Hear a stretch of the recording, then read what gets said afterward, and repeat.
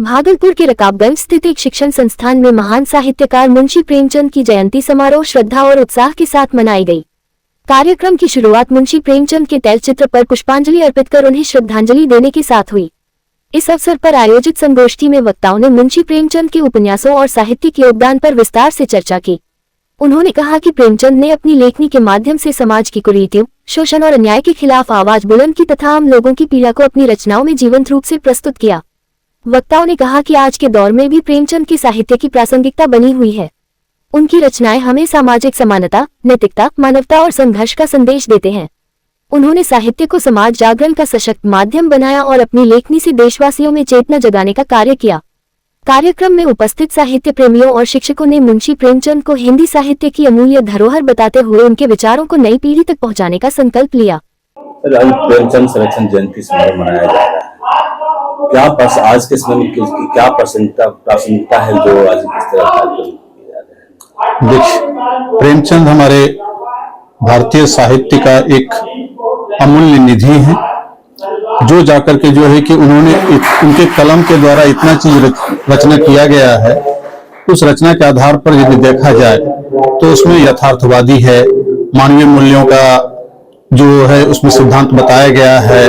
उसके बाद जाकर के जो है कि जो अभी के समाज में जो जितना भी, या चाहे सामंतवादी हो, चाहे लोगों का दबंगगिरी हो, उन सब के विरुद्ध आवाज उठाने की है, या गरीबों के बारे में, वंचित समाज के बारे में जो जानकारी, जो मतलब जो भी दबे कुचले लोग हैं, उन सभी के बारे में उन्होंने प्रेमचंद ने अपने साहित्य में बतलाया है, जो कि अभी के लिए बहुत ही कारगर है। सबसे पहले जाकर के जो है कि स्कूल, कॉलेज, कोचिंग संस्थान या जहां भी है, उस सभी संस्थानों के द्वारा बच्चों को पहले साहित्य के प्रति रुझान भरना चाहिए, जिसमें प्रेमचंद का जो है कि साहित्य को यदि देखा जाए तो एक तरह से जाकर के जो है कि पूरा मतलब मिला जुला जाकर के जो है कि सब कुछ उसमें प्रेजेंट है। चाहे उनका जितना भी उपन्यास ले लें, जितने भी कहानी ले लें, उसमें सब कुछ प्रेजेंट है। चाहे वो ईमानदारी की बात होती है, भ्रष्टाचार के बारे में बात होती है, या दबंगों को, अगर दबंगों के बारे में जो उसका दबंगगिरी दिख रहा है, या जाके गरीबों का जो शोषण हो रहा है, इन सभी के बारे में है जानकारी मिल जाती है। भागलपुर में नागरिक समाज की ओर से अंबेडकर चौक पर एक दिवसीय धरना आयोजित किया गया। धरना का मुख्य उद्देश्य नीट पेपर लीक मामले में प्रदर्शन के दौरान गिरफ्तार किए गए छात्रों की रिहाई, उन पर दर्ज मुकदमों की वापसी और भविष्य में किसी भी प्रकार की दंडात्मक कार्रवाई नहीं करने की मांग को लेकर प्रशासन का ध्यान आकर्षित करना था। भागलपुर के अंबेडकर चौक पर नागरिक समाज के बैनर तले आयोजित इस धरना में बड़ी संख्या में सामाजिक कार्यकर्ताओं, बुद्धिजीवियों और छात्रों ने भाग लिया। प्रदर्शनकारियों ने कहा कि नीट पेपर लीक के खिलाफ छात्रों ने लोकतांत्रिक तरीके से अपनी आवाज उठाई थी, लेकिन उनके खिलाफ गिरफ्तारी और मुकदमे दर्ज करना उचित नहीं है। धरना में शामिल वक्ताओं ने मांग की कि गिरफ्तार छात्रों को अविलंब रिहा किया जाए, दर्ज सभी मुकदमे वापस लिए जाएं और भविष्य में आंदोलन में शामिल छात्रों के खिलाफ किसी प्रकार की प्रशासनिक या कानूनी कार्रवाई नहीं की जाए। प्रदर्शनकारियों ने कहा कि छात्र अपने भविष्य और शिक्षा व्यवस्था की पारदर्शिता के लिए आवाज उठा रहे थे, इसलिए सरकार को उनकी मांगों पर संवेदनशीलता के साथ विचार करना चाहिए। धरना शांतिपूर्ण ढंग से संपन्न हुआ, जहां नागरिक समाज ने प्रशासन से छात्रों के हित में शीघ्र सकारात्मक निर्णय लेने की अपील की, इसलिए सरकार को उनकी मांगों पर संवेदनशीलता के साथ विचार करना चाहिए।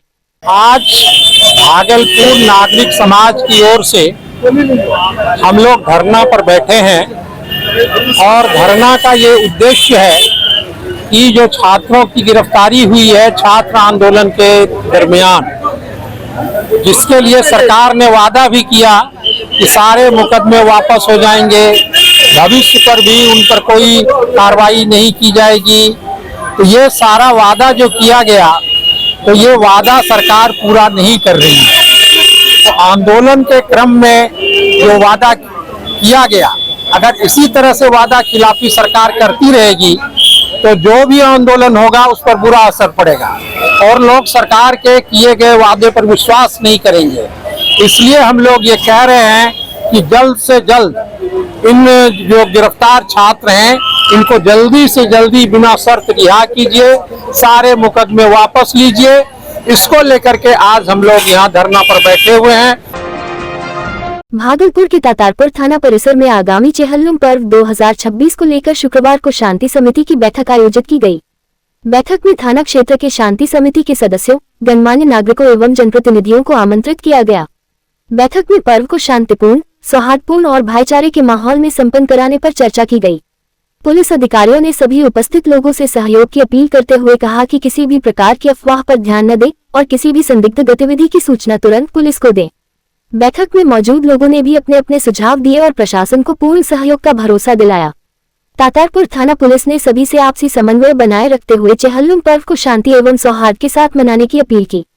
तातारपुर थाना परिसर में आयोजित शांति समिति की इस बैठक का उद्देश्य चेहल्लुम पर्व के दौरान कानून व्यवस्था बनाए रखना और सभी समुदायों के बीच आपसी भाईचारा कायम रखते हुए पर्व को शांतिपूर्ण वातावरण में संपन्न कराना है।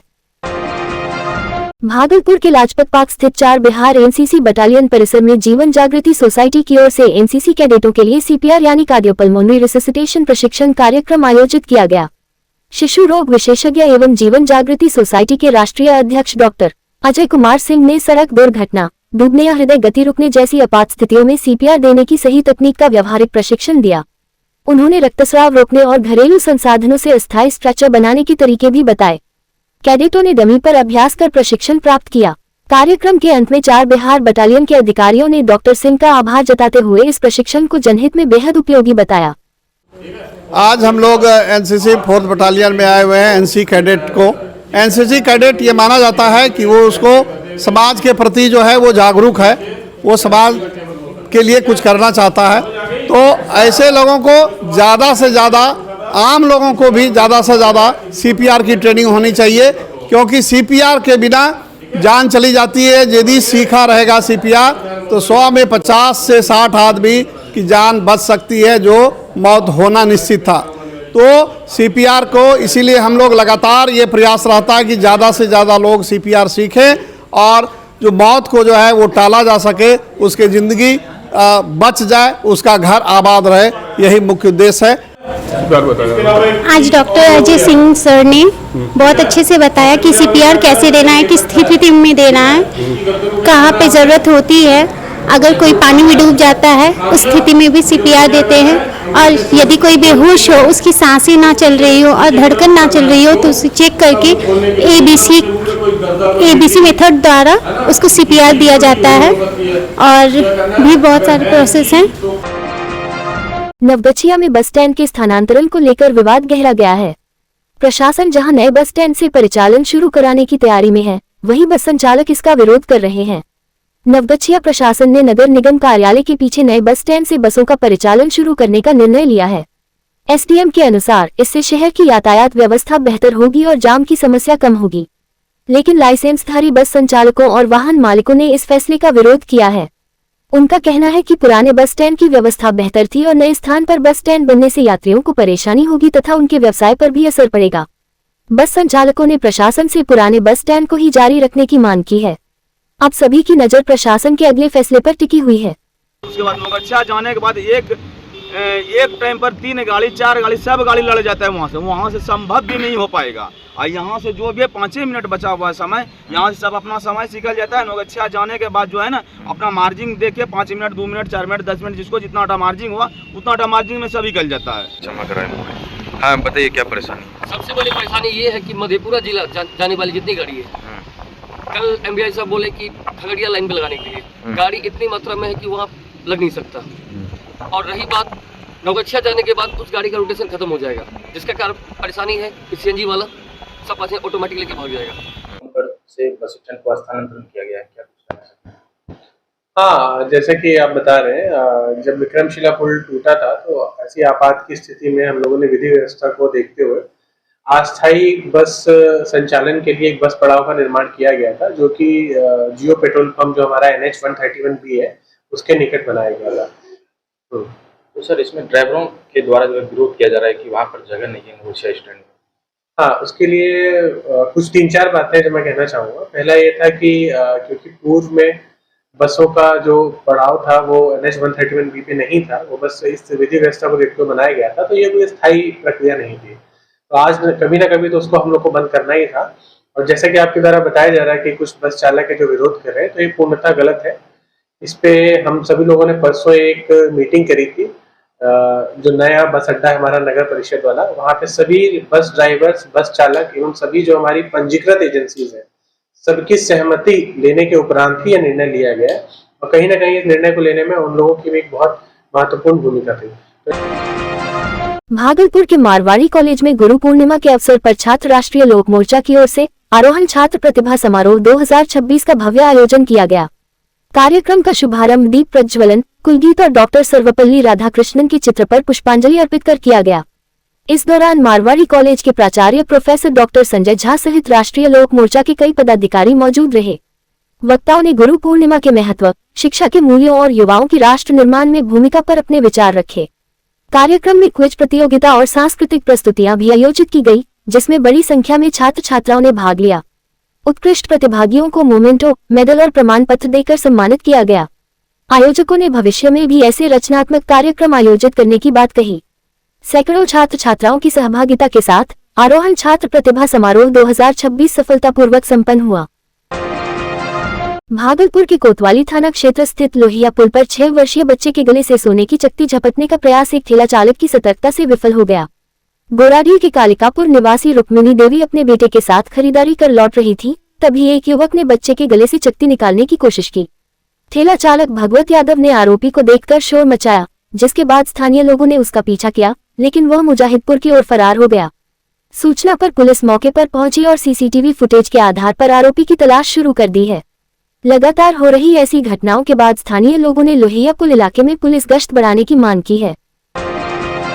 सुल्तानगंज पीएचडी मंत्री संजय कुमार सिंह ने श्रावणी मेला को लेकर कांवरिया पथ के कमराया चौक के पास जर्मन हैंगर सेवा शिविर का उद्घाटन फीता काटकर किया। इस मौके भाजपा नेता रवि कुमार सुमन उर्फ अरुण मंडल, पूर्व नगर उपसभापति मनोज यादव, नगर प्रदेश उपाध्यक्ष अल्पसंख्यक मोहम्मद नसीम, पीयूष कुमार सहित एनडीए कार्यकर्ता व पीएचडी पदाधिकारियों ने बुके व अंग वस्त्र देकर भव्य स्वागत किया। इस दौरान पीएचडी मंत्री ने जर्मन हैंगर टेंट में ठहरे हुए कांवड़ियों से सुविधाएं के बारे में पूछताछ की, जहां सभी कांवड़ियों ने अच्छी व्यवस्था की बात कही। इस मौके पर पीएचडी मंत्री ने मीडिया से बातचीत करते हुए बताया कि इस बार कांवड़ियों की सुविधाएं के लिए पीएचडी विभाग के अधिकारियों के द्वारा जगह जगह जर्मन हैंगर टेंट लगाया गया है और कहा कि शुद्ध पानी, चापाकल, शौचालय, झरना भी लगाए गए हैं। कांवड़ियों की सुविधा के लिए विशेष ख्याल रखा गया है और कहा कि कहीं कहीं कमी है तो उसे भी 1 से 2 दिन के अंदर दूर कर लिए जाएंगे। बनाया गया है, इसका उद्घाटन भी करना था। दूसरा, हमारे बिहार के लोकप्रिय माननीय मुख्यमंत्री जी का चूंकि क्षेत्र है और हमारे नेता आदरणीय श्री चिराग पासवान जी का निर्देश था और हमारे जमुई के माननीय सांसद जो हमारे बिहार के प्रभारी, उन्होंने कहा था कि एक बार आप जाकर सभी चीज़ों का निरीक्षण करें और जाकर यह देखें कि किसी भी कांवड़िया को कोई तरह का दिक्कत नहीं हो और विभाग के द्वारा आपका किसी भी प्रकार का कोई कठिनाई नहीं हो, ऐसा आप सुनिश्चित करें। हम आए थे, एक तो उद्घाटन में शामिल भी हुए, अभी हम लोग बांका में भी उद्घाटन किए हैं, मुंगेर में भी किए हैं और अभी यहाँ सुल्तानगंज पहुँचे हैं। यहाँ आने का 2 उद्देश्य था, एक तो उद्घाटन करना, दूसरा कि यहाँ पर आके सारी व्यवस्था देखना। हमने यहाँ जितने भी श्रद्धालु हैं उनसे मिलकर उनसे हम जाने भी हैं कि किसी भी श्रद्धालु को कोई दिक्कत नहीं है। महिला पुरुष सभी से हमने बात किया है, लोगों ने आश्वस्त किया है कि नहीं, जितनी भी व्यवस्थाएँ हैं, जो भी बेडशीट है, तकिया है, सब नया है। उसके बाद की जो बाथरूम है वो साफ़ सुथरा है, किसी प्रकार का दिक्कत नहीं है। लाइट, पंखा, सारा चीज़ का समुचित व्यवस्था विभाग के लोगों ने किया है। तो विभाग की संतुष्टि और माननीय मुख्यमंत्री जी की संतुष्टि ही हमारे लिए सबसे बड़ी काम है। अपनी विभिन्न लंबित मांगों को लेकर बीएसएनएल यूनियन एंड एसोसिएशन की ओर से शुक्रवार को भागलपुर में जोरदार प्रदर्शन किया गया।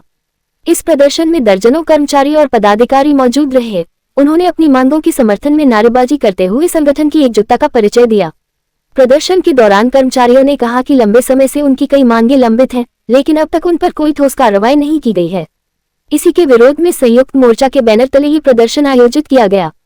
कर्मचारियों ने सरकार और बीएसएनएल प्रबंधन से जल्द उनकी मांगों पर सकारात्मक निर्णय लेने की अपील की। प्रदर्शन में शामिल वक्ताओं ने कहा कि कर्मचारियों के हितों की लगातार अनदेखी की जा रही है, जिससे उनमें नाराजगी बढ़ती जा रही है।